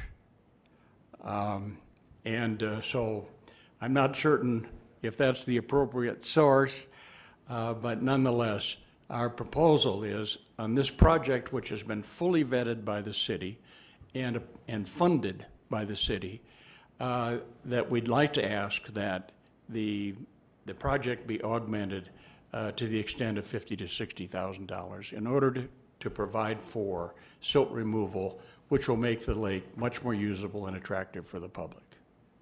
Be happy to answer any questions, and perhaps Terry can help you as well. Thank you, Mr. Hoyt. And at this time, we'll go to the committee members, and if I can have the Parks Department folks stand by to I'll recognize Alderman Wright. One question, one comment. What about Game Fish and Parks participating in funding? Well, Game Fish and Parks has been participating in our meetings, and I think you've probably read the press about what's happened with the hunting licenses and the decline in their revenues. So they're unable to commit at this time. But I'm talking about revenues from fishing license. Is that same battle? Well, overall, their Spend license. money. They used to spend money on the fishing license for fish habitat. So is that a funding area that has been discussed or applied for, or have we gone for it? Well, they've been at our meetings, and we've tried to put the pressure on John Carrero, who is the local habitat biologist, and he's indicated that while they'll probably be able to place some matting around the fishing piers, some biodegradable matting, which will retard the weed growth, he doesn't feel that they're in a position to come up with any significant dollars. I would like that question asked directly to the Game Fish and Parks, if they would fund it, do some funding participation from their revenue from fishing license. And secondly, if we have extra money available, I would assume that our Public Works would entertain a change order to do more siltation removal, and if they don't, we can't. The undesignated cash is not as undesignated as you might think. It's not unlimited. So I think the options are that we seek some funding from Game Fish and Parks or Federal Fish and Wildlife, or if there's money left over, we can do it. If not, I don't know what we can do. I'll leave it at that. Well, let me just note, this is a city park. It's not a Game Fish and Parks facility. I think they were generous in stepping up for phase one. Okay, I'll finish that by saying we don't issue the fishing license, they do. And it's their wildlife, the fish, they're the ones that issue license, and it's fish habitat, they control that and they regulate it. And I think that's a source of funding that we should ask for. And it could be federal or it could be state. I certainly will ask for, we'll certainly make the request, Alderman Wright. And as you can see, there's a black hole in the middle of the project that's not being touched under our proposal. In fact, unless we can find the matching monies, the yellow part won't be touched. Anything else further? And I just wanted to make sure that Mr. Hoyt understood that you're the one that's going to be asking the questions that Alderman Wright is pursuing. So I just want to make sure that you're able to have the time to follow through on the questions that Mr. Wright is asking. Thank you. Okay, and then the chair will recognize Alderman Estes. Thank you, Mr. Chair. Again, I'll make a motion to send this to council without recommendation, and I'd like to keep the floor if I could. Motion is made to send to council without recommendation, and a second by Alderman Wright. And the chair needs a little clarification as what we're sending to the full council. Well, I assume that, I guess that was why I wanted to keep the floor if I could. You may. Mr. Hoyt, is it your intention to give this report, bring this to full council on Monday night? If that's the appropriate procedure, certainly. I think it would be, and I guess I would like to have no disrespect to your presentation, but I'm a little bit lost on the numbers. I probably had a little more history than I need. I just needed to kind of cut to the chase of what. So if I understand, you're asking for 60 grand from the city. Yes. Okay. Anyway, I'll yield the floor, Mr. Chair. Thanks. And I need to ask a couple of questions here. First of all, to the Parks Department. Mr. Bigler, if you can help me out understand a little portion of this. Mr. Hoyt is looking at getting some partnerships, if you will, for getting involved into the sediment removal. Is there any other, before I ask you to come forward on this, is there any, there's a comment made about the matting that would be placed on the weeds. Is there any partnerships that we could develop off of that? Because the immediate one that comes to my mind is the skiers that come out here during the summer occasionally. I can't tell you if it's annually, but the skiers from Sioux Falls come out here. Is there a possibility of developing a partnership with those folks that sponsor that event? Not the skiers, but the sponsors of that event. Is that possible to make that inquiry? Yes, please. I'm just looking for, see if we can find additional partners in this effort. And if that's possible. Well, that is something we could look at. That is a special event that really we issue a special event permit. We don't receive any fees or any registration money for that. Yes. But certainly we could ask. The area of interest that I have is for the weeds, and that would accommodate or assist the skiers that we have having their exhibition out there, and so that. And when Mr. Hoyt brought up the comment about placing this matted material, I don't have any expertise or any knowledge or background in that material, how that's used, and what the life expectancy is. Right. I don't have that information here either. Thank you. That's all I have, Mr. Bigler. Mr. Walterstorff, is there any possibility that you will be able to provide any additional information into the numbers that were presented to us in front of, as far as sediment removal? How much depth are we looking at getting removed? How much approximate depth that would increase the lake, and then the approximate cost in that removal would be? Thank you, Chairman. I think Mr. Hoyt's numbers are pretty accurate as far as quantities. I assume he probably got that from our office. So I'm pretty confident in the estimates that you guys are looking at. As far as additional depth, a lot of these areas we're talking about, there's not a lot of sediment there, and that's why originally we didn't focus on that area. We focused on the area where we had, 1.5, 2 foot thicknesses and sediment. In a lot of these areas, it is more, I'd almost call it a nuisance depth. It's certainly, I think he's correct. It is kind of a nuisance. It doesn't really look good. It does grow the weeds. But I think the numbers that you're looking at here are pretty accurate. Anyway, that's why we really didn't focus on it when we originally let the contract, we were focusing on the deeper areas. Having said that, once they brought their concerns forward, we did start discussions with the contractor, and we are looking at reallocating, as he has mentioned in this proposal. So I think the proposal is accurate and the numbers are accurate. And have you been able to determine a funding source yet?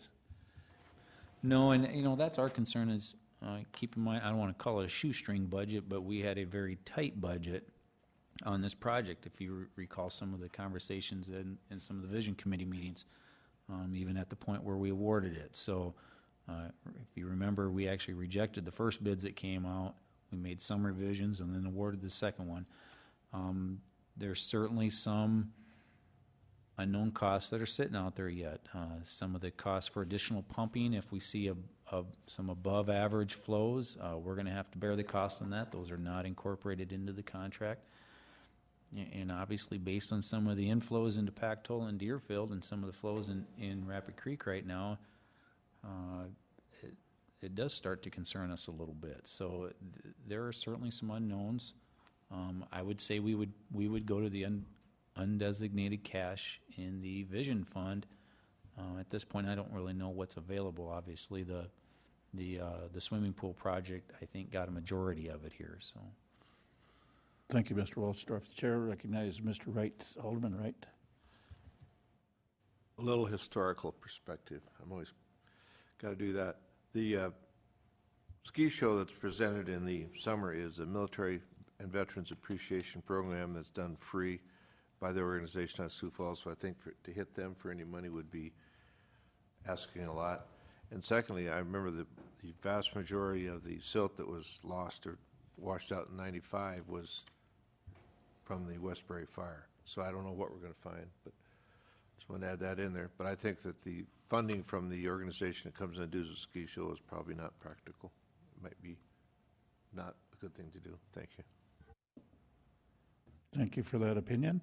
The motion on the floor is to send to council without recommendation. And those in favor say aye. Aye. Those opposed, motion carries. The next item I have on the agenda here is a presentation from the Water Reclamation Division by Mr. Van Cleve.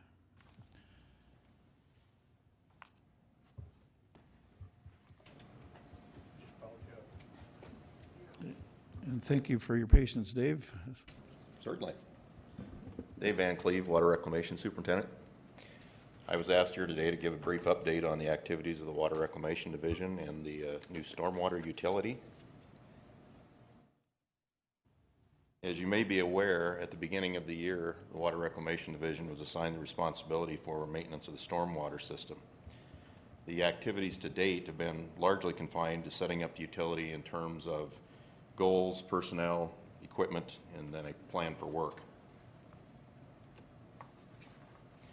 Some of the goals that we're working on that we are just trying to establish, one, protect the public from rapidly flowing water or flash flooding caused by improperly maintained drainage.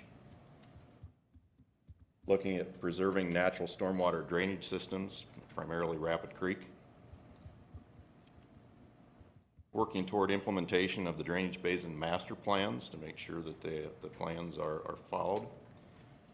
And then finally, another broad goal, development and updating of the drainage basin master plans in those areas where there are no plans at this time. And we're also in the process of setting some goals and metrics for the stormwater system with the draft goals that you just saw. And of course, metrics will include measurement of things such as the quantity of storm sewer, catch basins, drainage ditch cleaned, detention ponds, and those type of things. Of course, one of the efforts we've been doing in the last several months is hiring of personnel to take care of this system. Just to list a few names for you here. Brandon Quiet has been hired as a stormwater engineer. On our side of the house, the utility maintenance supervisor, Lanny Reber, has been promoted, and so now he will take care of both the stormwater crews and the utility maintenance sanitary sewer crew. We've hired a utility maintenance secretary, Kelly Wolf. And then on the stormwater side, we actually have 5 people that are really dedicated to just stormwater primarily. Lynn Aga as the new crew chief, and then we have 4 stormwater operators, Wade Hanna, Alan Sitzler, Ryan Quinn, and Robert Fiedler. Then as part of this change where we took over the stormwater system, we've also in the Water Reclamation Division picked up operational control of the collection system, which formerly was directly under the Water Division.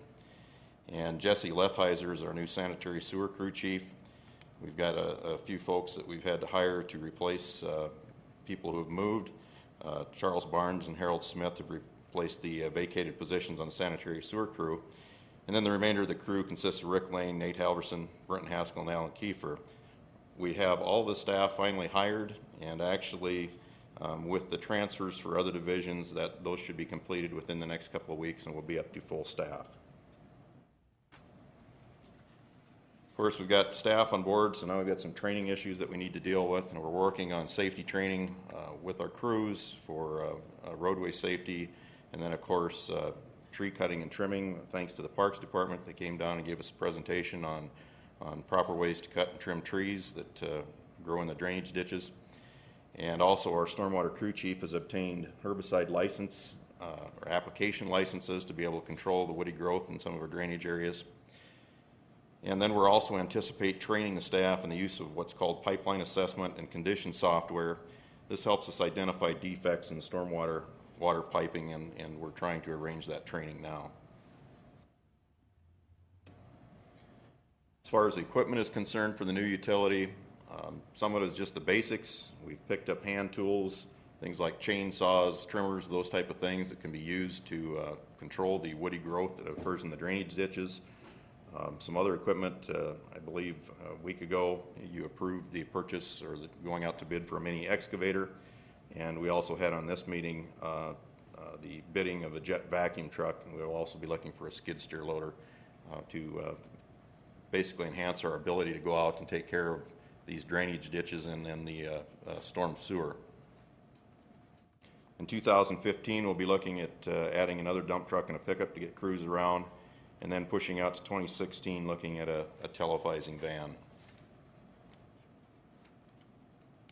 And just to back up a moment on that, as far as the equipment is concerned, that we will supplement the stormwater utility with equipment from the Water Reclamation Division to help us get some of that work done in the interim. As far as work activities, we've worked with the IT department, and Roy Cork has been working on adding stormwater features to our CityWorks program, which is a software program that we use to track work orders and costs for our crews. And as of the first of the year, records show that we've got 138 miles of storm sewer, 5,503 catch basins, approximately 84 miles of open drainage ditch, and 133 retention and detention ponds. And we will be starting an open ditch maintenance this month. The ponds will probably be maintained through external contracts. With the couple of guys that we had, we did start or initiate some work on stormwater or storm sewer cleaning. Cleaned about 3,952 feet of storm sewer, 36 inlets, and 4,147 feet of storm sewer televised. This is just some photos of the type of work that we'll be taking on. Typical catch basin cleaning, where they have to open up the catch basins, remove the debris from the bottom of these basins. And as I said, we had just started on this process. Got 36 of them done in March, and so only 5,467 left to go, so we can get these taken care of. As far as our sanitary sewer program, we maintain that system through the utility maintenance crews, and that system consists of 322 miles of sanitary sewer and 7 lift stations, of which Elkvale, of course, is the newest lift station that we have. And we also have an odor control station that's located on St. Patrick Street across from the Star of the West ball fields. Just some key statistics about our collection system. 1.4 million feet of sanitary sewer cleaned last year, 87,000 feet of sewer televised. We had 620 taps into the system. That's new services or replacement taps. And then as far as complaints we received for backups, we had 16 backups that occurred in the public portions of the system, and then 70 backup complaints that were actually related to service lines and private homeowners. Just should note that on the backup complaints, they were up a little bit last year, and we're seeing an increasing trend with backups because of what are considered to be flushable wipes. And it's becoming more and more of a problem. Just because you can flush them doesn't mean they will actually continue to go down the drain. And so we're going to be looking at some public education activities to try to get people to stop putting those down the drain as much as possible so that we can reduce the number of backups. As far as the treatment plant is considered, we have some new things out at the treatment plant, and one of them is a utility electronics technician. The 3 utilities picked up another electrician this year, and so each utility now has a dedicated electrician. Shown here is Dean Hartford, and he was actually working on installing a new grinder in our sludge processing building. That's been a real benefit, and we've been able to get a lot of work accomplished now that we have somebody dedicated there and able to do that work. As far as other treatment statistics are concerned, in 2013, we treated a little over 3 billion gallons of wastewater. That works out to about 8.5 million gallons per day through the treatment plant. We removed 2,926 tons of organics, approximately 2,000 tons of solids, and 326 tons of ammonia that were removed. Last year, we did not have as many problems with our UV system due to sinking quite a bit of money into that system to try to get it to hold together for another year. So we didn't have UV violation or a violation of bacterial counts, but we did have a violation in 2013 that was related to the October blizzard, basically running out of fuel out there with not having enough fuel to keep our generators going. And then just quickly to note on some upcoming projects that we've got going on. Of course, we were in here it's been about a month ago as far as talking about a sludge pond liner replacement. That project has been bid out, and we will actually have that liner replaced about May 9th, that the material will arrive and they'll get in here and put that liner back into service. Our clarifier cover project is in a submittal phase with construction that is slated for June. And that was one of the projects to be able to reduce the amount of algae that actually blocked our UV system. We are also in the process of hiring a consultant and an integrator for a SCADA design replacement project, which is our computer control system out at the treatment plant. And so we're starting on that process. The ultraviolet disinfection system, that is slated to be bid in July, as is the trickling filter distribution arm replacement, and those were projects that were identified earlier as being able to remove or reduce the amount of violations and problems with solids, that type of thing that we have at the treatment plant. And lastly, replacement of the plant pump station. That will require a rate study to be completed because of the scope and the size of that particular project. We're looking at a little over $7 million right now is the estimate for that. And then, of course, the utility maintenance facility that's been discussed is currently under financial review to see where we can come up with funding to build that facility. And with that, that's the quick overview. Thank you, Mr. Van Cleve. I appreciate all your hard work and everything, and especially taking on the new task and the new responsibility for the utility drainage. Thank you for doing that, and hopefully we can do something more than just say thank you later on. Alderman Wright, you have the floor. I was going to ask you, have the other 54,000 cleaned by next year? Is that right? We'll give it our best shot. I would just like to recommend that you do between you and Terry, and you do a great amount of work in getting public information out, press releases about the startup of this drainage utility, so people know that we're in action and we're getting something done, because it's a new story and it's a new service that has never occurred in Rapid City. The other 2 issues I have related to wastewater that I'd like to see worked on, and one is that in the stormwater is that as money comes in as we go along, I just want to put this as a public record item, that we look at the overall need of the community. I know we talked during the development of the ordinance of about a $35 million backlog of projects, and I would like us to do at least consider, as Sioux Falls did, where we look at the entire system and use consultants and our staff and come up with a overall project to complete all those shortcomings within a period of, say, 5 to 7 years, and bond it as a way of getting solutions out there so everybody can see. And the other issue I have is just a pure interest in the wastewater issue is the service line condition.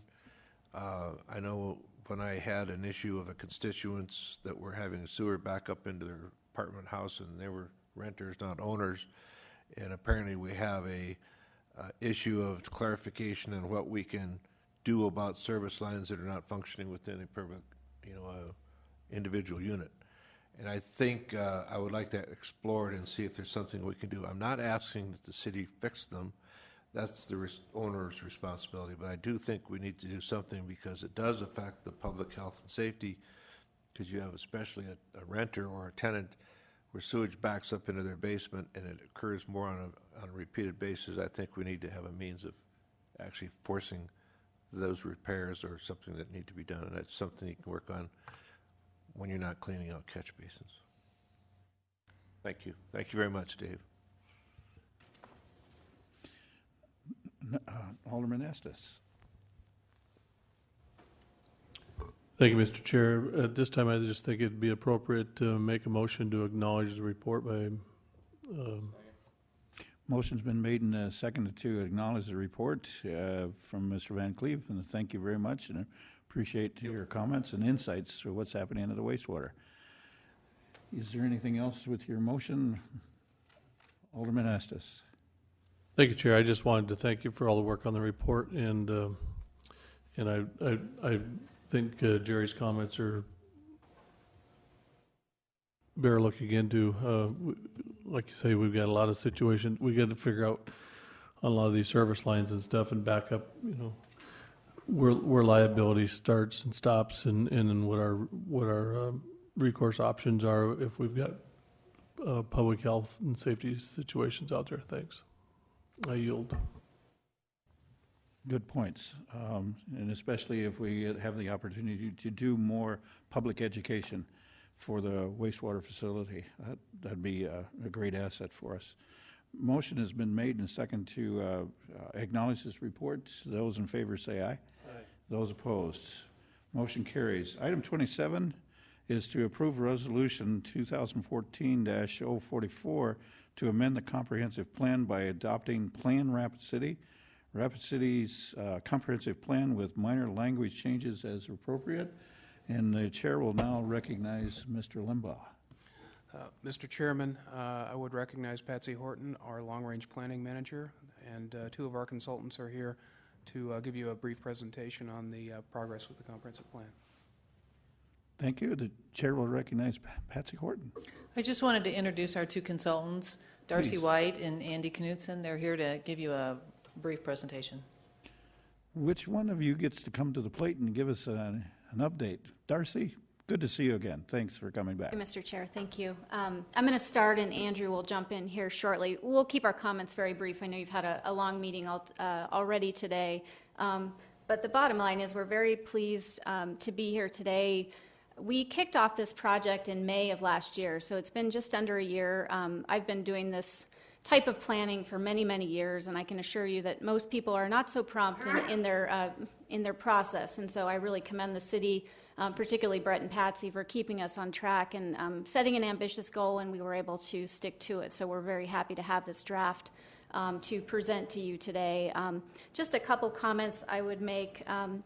With regard to the process, I think, anytime you start a process like this, the concern is really, are we hearing from a broad spectrum in the community? How many people have we talked to? All of those things. And I think from our perspective, we feel comfortable with both of those things. We've had a very ambitious process over the last 11 months. We've been held a series of meetings in Rapid City 5 times during that period, and each time we had a couple days worth of meetings. We've had a committee, regular meetings with our leadership group. We've gone to different groups in the community, the home builders, the seniors, the youth in the community. We worked with Partnership Rapid City, had some great work sessions with them. So we've really tried to tap into a lot of different organizations within the community that already exist to build on that momentum and group participation that they already have, as well as to have a number of open community meetings throughout the process. And while early on we were a little disappointed with the numbers, that really picked up starting in the fall and through the end of where we are today. And so the last few rounds of meetings, public meetings that we had, were very well attended. The TV station was there. We had coverage each time. We were really pleased with the turnout we were able to get. So momentum definitely built towards the middle and the end of the process. And I think even since we completed the initial draft of the plan back in December, we've received a lot of additional comments and clarifications from different organizations and representatives in the community with their specific ideas that have been incorporated into the plan. So we feel really confident that we've gotten a lot of good feedback from a lot of different segments in the community, and that we've got a good product here that we think represents the goals of the community. In terms of the plan itself, one of the things we were tasked with when we started this process was really to build on the work that's been done. Even though there has not been a major comprehensive plan update in Rapid City for a number of years, there have been, as you all know, a lot of great projects going on in the community, a lot of good ideas out there. And what we have tried to do through this process is really to corral all of those ideas into a comprehensive document that really tries to weave together all of those different ideas. So the Vision 2020 strategic plan, the fire master plan that was done this year, library master plan, parks, all of those things have been part of integrated into the policies in this plan. So while there may be more detailed plans elsewhere, we feel like we've captured the breadth of the good ideas that are out there and kind of tried to weave those things together in this document. So I think the other thing I would mention with regard to both the process and this notion of the 7 core values is that in addition to the public outreach we spent a lot of time on, I would especially commend Brett and Patsy for the work that was done in-house within the city. A lot of collaboration between the departments, Public Works, Parks, all of those groups really played a heavy role in developing the plan, and we feel much more comfortable going forward knowing that. That's not always the case, and so I think that's a real testament to the staff you have that were really committed to this process.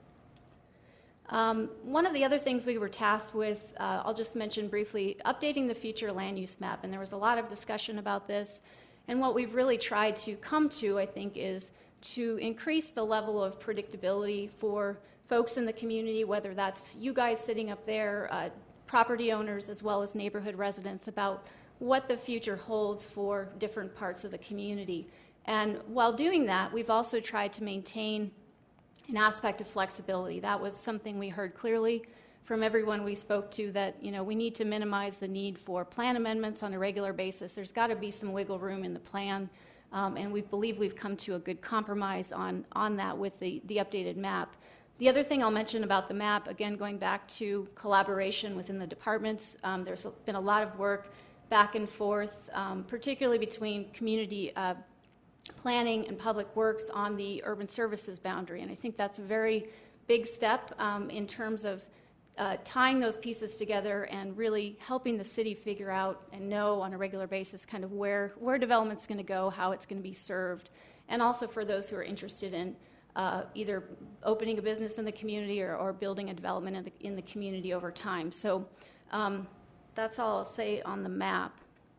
But the last thing I'll mention, and this is where Andrew's going to jump in here shortly, is that when we kicked off the project last May, in our early discussions with many of you and other stakeholders, I think the goal really was, we want to make sure we've got a plan that can be implemented. We've got a lot of big ideas, but how are we going to do this? How are we going to move forward? And so what we have put together with the assistance of all of you that we have been working with is a pretty ambitious implementation strategy and action plan. And so what we have tried to do is reflect the breadth of the ideas that have come out of the process, but also provide some aspect of prioritization to help move that forward. And as Brett has talked to you all about before, the notion of tying the plan to the budgeting process is another key component of making sure the plan doesn't sit on the shelf.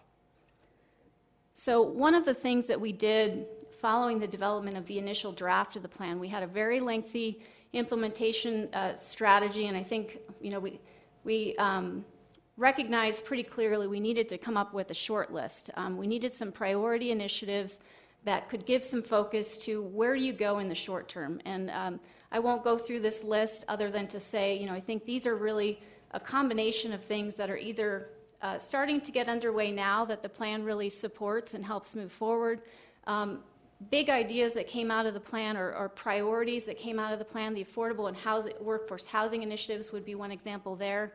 And a range of other things. Andrew will talk about the development incentive toolbox here in a moment. But I think what we've tried to do is to kind of give that some focus, give you a place to start, and the goal is really that this plan gets revisited on a regular basis, that there's some aspect of monitoring to this on a biannual or annual basis, and that the plan gets revisited. This list is going to keep turning over. You're going to have new priorities develop.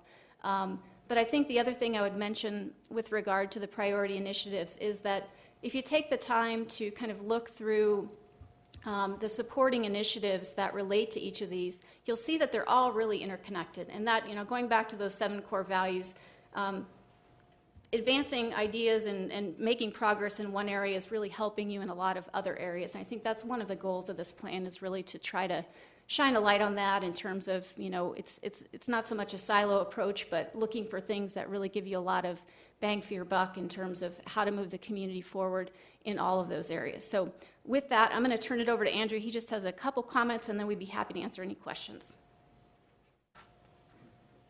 So Andrew Knutson with Economic and Planning Systems, and we work with Clarion on many different comprehensive plans. We try to bring the economic perspective into the plan, and in a nutshell, many of the conversations that we had over the course of the project were about resources and how do we grow the pie, basically. I mean, in a nutshell, a lot of what's in the plan right now is how to increase the resources that the city has to be able to tackle a lot of the vision and the ambition that's identified in the plan. So a few things, basically, how do you think about it from a governance perspective in terms of infrastructure, and what's the appropriate split for covering infrastructure for new development? What are some tools that you can adopt to start to increase your resources along those lines? What are changes that can be made at the local level, at the city? What changes need to be made at the state level to enable you to make these changes? They're all delineated in the plan, and I think it's a multi-tier effort. And I think, in conversations with Brett and the rest of the staff, there is potential, and it's a challenge, but it's a challenge worth taking.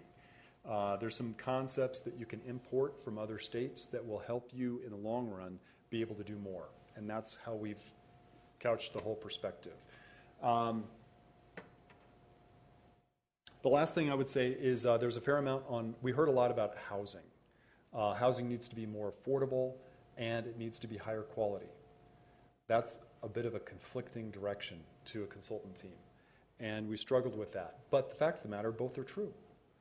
There does need to be the local community residents are looking for a higher quality built environment, and they're looking for a way to make it more affordable on a day-to-day basis. There's a fair amount of information in the plan on housing, and in a nutshell, I'll say that conventionally people think of housing kind of traditionally like the federal programs for 30 to 50% of AMI. That's kind of very traditional public housing.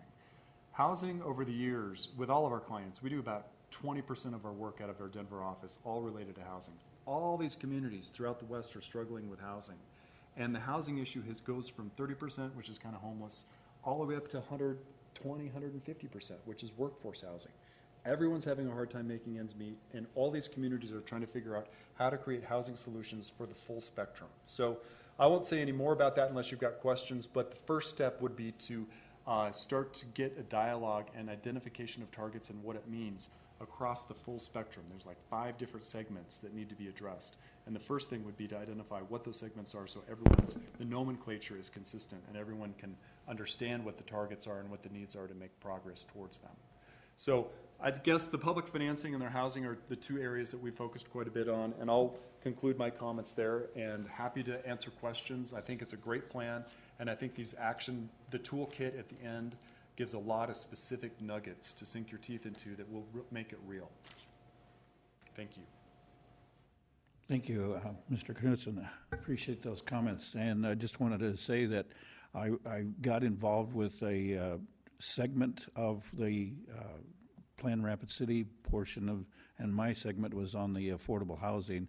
And I had to say publicly, I was so involved with this portion of the comprehensive plan that I forgot to attend on very critical meetings. So I was really involved in what you folks had to offer us. And then I wanted to say thanks to the staff and everybody that has involved in getting all the links. There's a lot of information that we have to review here. The chair will now recognize Alderman Wright.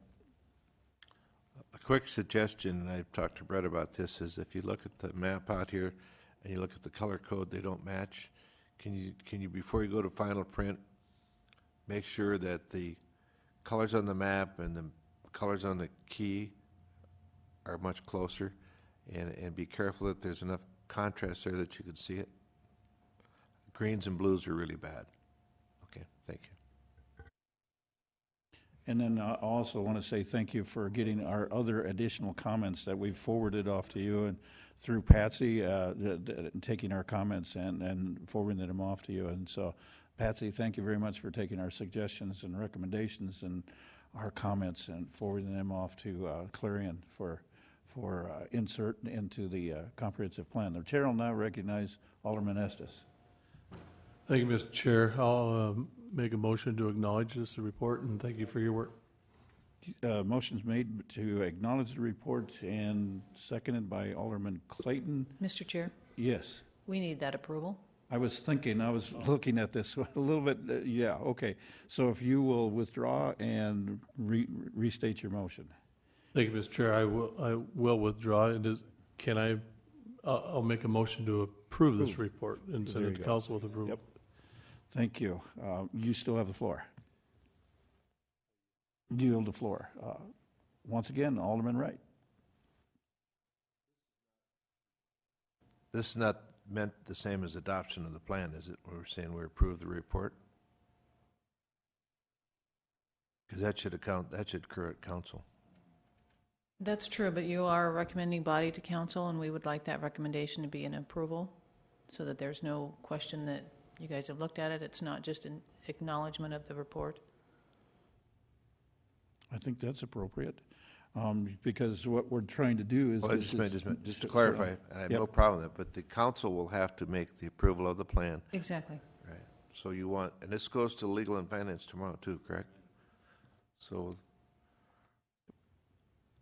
Yep, that's the chair's recommendation to approve this so that we get the first step accomplished, and then this is just a committee recommendation to send to the full council that we approve. Yep, he did. Yep, he did. And just to clarify that the original motion was withdrawn and restated as approval of the resolution as a recommendation to the full council to approve this. Thank you for that. Any other comments? Tons of reading to do yet. Thank you. Motion is to approve. So all those in favor say aye. Aye. Those opposed, motion carries. Thank you. Not seeing any other items on the agenda, chair will recognize a motion to adjourn. Moved by Alderman Clayton to adjourn, second by Alderman Estes. All those in favor say aye. Aye. Those opposed, thank you. Motion carries.